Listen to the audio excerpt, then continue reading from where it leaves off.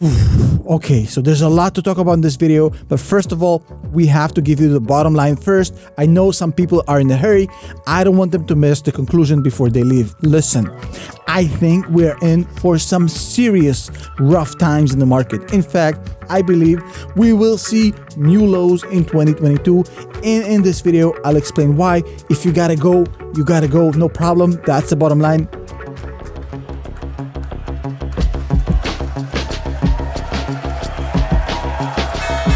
Okay, so let me explain to you exactly what's going on here, and you're not going to hear this on mainstream media, trust me. Tuesday morning was supposed to be the kickoff event of the pressure festival by the government on the Fed and Jerome Powell. The idea was we will throw a party celebrating how we beat inflation, and then the numbers will come out, they will show a drop to 7.9, and we will start pressuring Jerome Powell into easing off the quantitative tightening, essentially helping us to do better in the midterms in November. That was the whole plan, and it was perfect. The speeches were phenomenal, the champagne was ice cold, everything was perfect for the party. However, the pesky numbers that came out were not as good, and basically it turned the whole party into a farce, which didn't prevent President Biden from reading these speeches as if nothing happened. In fact, I'm not even sure he is aware of what happened, but that's a whole different story. So President Biden comes out there and explains how everything is great. Everything is getting better. Things are just peachy. But in this video, I'll explain to you that things aren't peachy. In fact, things are absolutely dog shit. And how much dog shit, you wonder? Well, let me show you. So first of all, we have to talk about the inflation report and how bogus it is. And no, I'm not talking about the fact that CPI as a measurement is absolutely fake. We all know that. That's not a huge secret. I will use the numbers that the Fed is presenting to show you how bad things are, even according to their own made-up standards, that they were made up to show you that things are great. Check this out. Now, the CPI went down from 8.5 to 8.3, mainly because of gasoline. We all know that. However, core inflation, which was used for months to show us that inflation is transitory because it excluded gasoline and food, actually went up. So did every single metric the Fed has ever used and has to its disposal. Everything went up except CPI.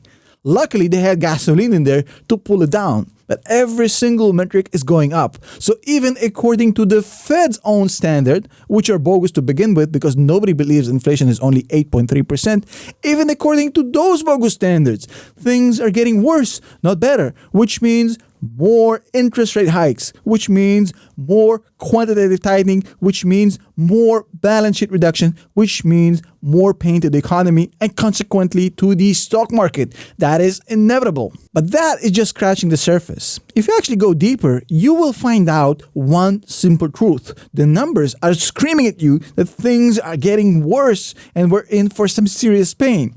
Let's talk about a metric that absolutely never gets discussed on mainstream media, either because they think you're too stupid or because they don't understand it. Whichever option, I don't care. So the personal savings rate, which is the metric at which we measure how much available income households have in the US, have gone down from 34% at the peak of this whole pandemic bonanza, from 34% in April 2020 to 5%. Right now, 5% of US homes' income is being saved. 95% is being spent. That is the lowest rate of savings we had in the US ever since, you want to guess it? 2009. The subprime recession and everything that came out of the 2008 collapse. That lasted for a long time, and that was the last time we saw sub 5% personal savings rate. Now, that is very alarming, but how come we don't feel as bad as we felt in 2009, for those who actually remember? Well, that is because two things are fundamentally different right now than they were in 2008, which is the job market, which is insanely strong right now, and it wasn't in 2008, 2009, and the real estate market. And that begs the question, how strong can the job market and the real estate market remain with elevated interest rates, expensive money, and quantitative tightening? Well, I'm going to show you right now that the chinks in the armor have already started to form. And that is just the beginning. And just to give you a quick example, look, we just had Apple launch the iPhone 14. That's a celebration, a festival, yet nobody cared. Why was it such a non-event? Because the phones have been pretty much the same for years. That's not an excuse. Well, the excuse is that people are basically saying, hey, I'm not going to buy an upgraded phone for $1,000. I'm going to hang on to my old phone for a couple of years. I just don't have the money right now to do that. And that is the core reason for that. Not because Apple is boring, because Apple was boring for years. But that is obviously a subjective analysis. Let's go with some objective numbers. Let's talk about a company called Twilio. Twilio is a $14 billion company out of California. They mainly do cloud services for B2C, essentially messaging, connecting to customers. They work mainly with retail for the most part.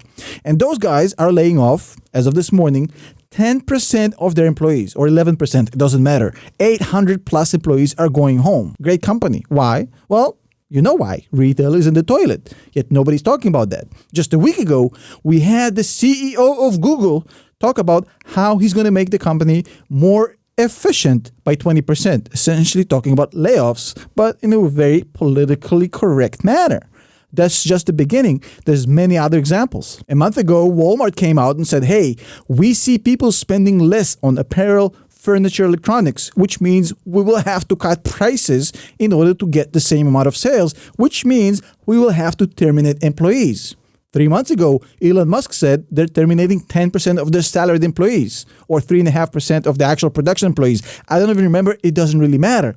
There's more and more examples of this coming out every single day. And what about real estate? Is it doing much better? Well, not really. Now, you have to understand both real estate and the job market are lagging indicators. The two last things to go in an economy is the job market and the real estate market. People need a place to work and a place to sleep. Cars, apparel, electronics, all of these things go first. But even in real estate, which is the last indicator that will go after the job market, we are already seeing a lot of concerns. For example, this morning, the numbers came out. Mortgage demand is down 29% year over year. This is exactly what happens when the cost of borrowing is 6%. There's not enough margin. Nobody wants to touch this shit. And then demand goes down, prices go down, and it becomes even a worse deal.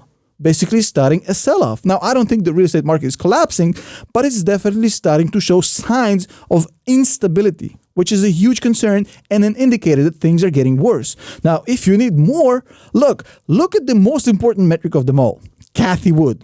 Cathie Wood just loaded up Tuesday on 8 different stock, buying 250,000 shares of Roku, 200,000 of Zoom, 120,000 of DraftKings, and 5 other stocks. So Cathie Wood is buying heavy right now.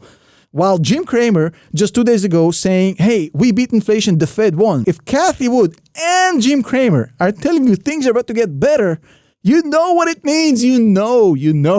Now, look, as always, this is just my opinion, which might mean it's inaccurate, it's wrong, it's absolutely the ramblings of a madman. As always, you gotta do your own research. I'm not just saying that, I mean it.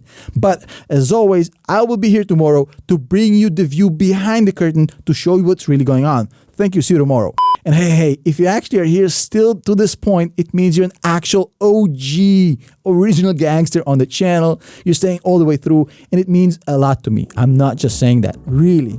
Now, I have one request for you. Now, I'm going to let you in on a little secret. Likes and subscribers actually matter for the algorithm. So just for my OGs, I'm going to ask you, if you haven't yet, and you did get some value out of this video, to hit the subscribe button, to hit the like button. It would really mean a lot to me. Thank you so much. I'll see you in the next video.